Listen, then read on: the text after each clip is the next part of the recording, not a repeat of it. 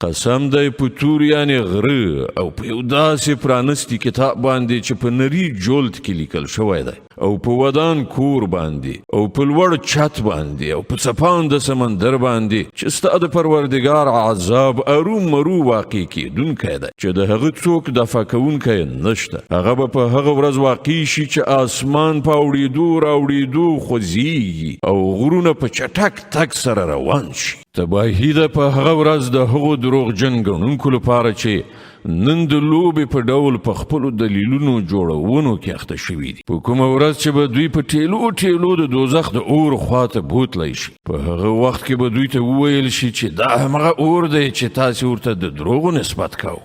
اوس وښیئ دا کوډې دي او که تاسې بینایي له لاسه ورکړې ده. زه اوس په دې دوزخ کې دننه وسوځئ. که تاسې صبر وکړئ او که یې ونه کړئ ستاسو لپاره یو شانته ده. تاسې ته همغسې جزا درکول کیږي لکه چې تاسې عمل کوو.